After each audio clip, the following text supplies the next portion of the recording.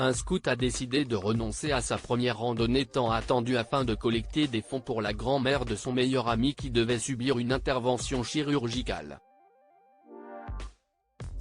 Quelques jours plus tard, un SUV s'arrête devant sa maison pour l'emmener dans une aventure surprise.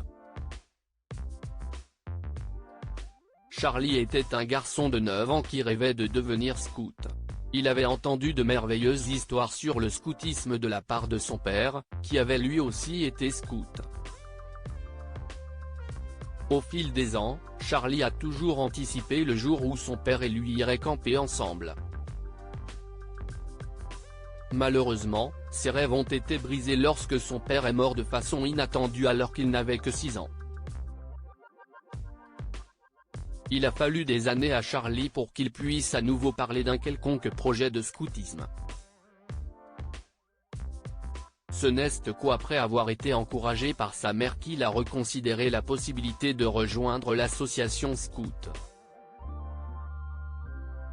Je suis sûr que ton père aurait aimé que tu suives ses traces, Charlie.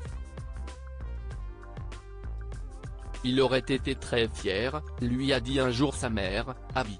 Vraiment, maman? Tu crois que papa serait content de me voir devenir scout? Demanda-t-il. Abby a hoché la tête. Bien sûr, mon chéri. Toi et papa en avez parlé pendant des années. Il serait très fier de te voir enfin le vivre, dit-elle en essayant de convaincre son fils de s'engager. Charlie a trouvé le courage de s'inscrire. Il se rendit au bureau de l'organisation pour obtenir son uniforme et s'inscrire à sa première randonnée, prévue le week-end suivant. Charlie a passé toute la semaine à imaginer le déroulement de la randonnée, il apprendrait à faire des nœuds, préparerait des s'mores autour du feu de camp et irait nager avec les autres garçons. Il se ferait de nouveaux amis et finirait par encourager ses camarades de classe à se joindre à lui pour les prochaines randonnées. Le jeudi précédant la randonnée, il s'est rendu chez son meilleur ami du quartier, Matthew, pour l'encourager à se joindre à lui à la dernière minute. Matthew a froncé les sourcils et a dit à Charlie qu'il aimerait bien venir, mais qu'il ne pouvait pas. Pourquoi pas? Demanda Charlie. Il n'est pas encore tard pour s'inscrire. Aujourd'hui, si est le dernier jour, dit-il. Ma grand-mère s'est brisé la jambe en nettoyant la cuisine ce matin, a expliqué Matthew. Elle a besoin d'être opérée d'urgence, sinon elle risque de ne plus pouvoir marcher correctement. Je ne sais pas comment nous pourrons la payer, a-t-il ajouté. Charlie savait que son ami Matthew n'avait personne d'autre dans sa vie que sa grand-mère Betty. Elle l'a élevé après la mort de ses parents dans l'armée, et ils se sont débrouillés avec sa pension et l'argent que ses parents ont laissé derrière eux. Malheureusement, il ne pouvait pas toucher à cet argent parce qu'il avait été alloué à son éducation et à son avenir, et que la pension de grand-mère Betty ne suffisait qu'à couvrir leurs dépenses et ses médicaments.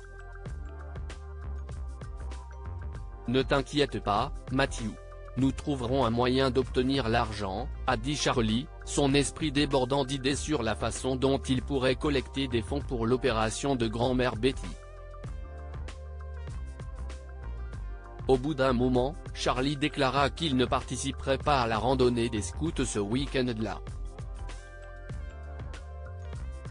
Organisons un lavage de voiture pour récolter de l'argent, dit-il à Matthew.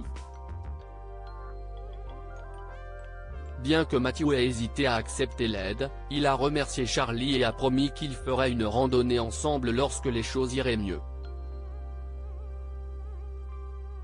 Tu es un grand ami, Charlie. Merci, dit-il. Charlie et Matthew ont mis en place une station de lavage improvisée sur le parking local. Ils ont fabriqué des banderoles et des prospectus qu'ils ont envoyés à leurs voisins. Peu après, les gens ont fait la queue pour soutenir les garçons.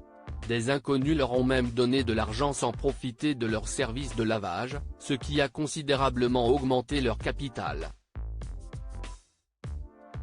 Le samedi après-midi, l'enseignant de Charlie l'a repéré à la station de lavage avec Matthew. Charlie. Pourquoi es-tu là ? A-t-il demandé. Tu n'es pas censé être en train de faire ta randonnée ? Tu en parles depuis des semaines, s'étonna le professeur. Charlie secoua la tête. Mon meilleur ami a besoin de moi en ce moment, M. Collins. La randonnée peut attendre, mais pas l'opération de sa grand-mère. Nous essayons de récolter de l'argent pour qu'il puisse la payer, a-t-il expliqué. Monsieur Collins n'a pu s'empêcher d'être touché par l'altruisme de Charlie.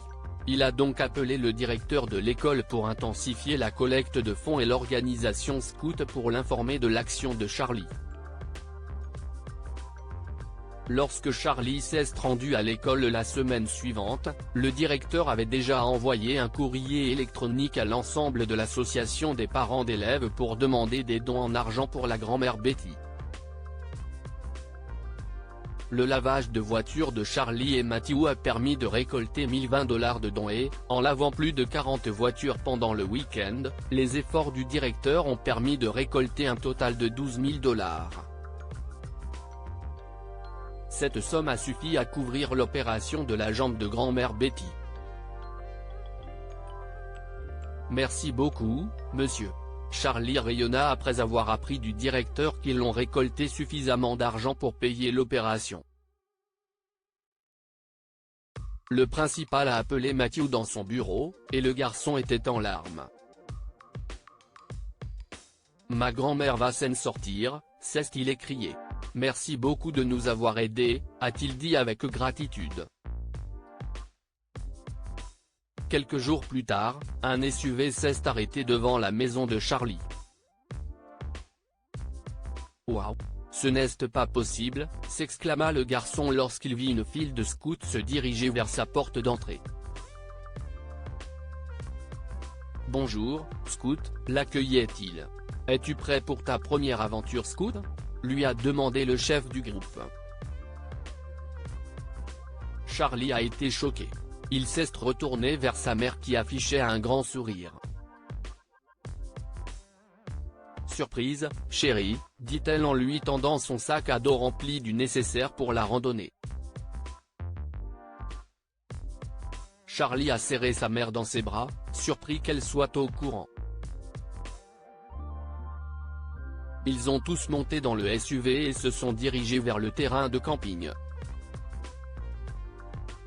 J'espère que tu es fier de moi, papa, murmura Charlie. Que pouvons-nous apprendre de cette histoire ?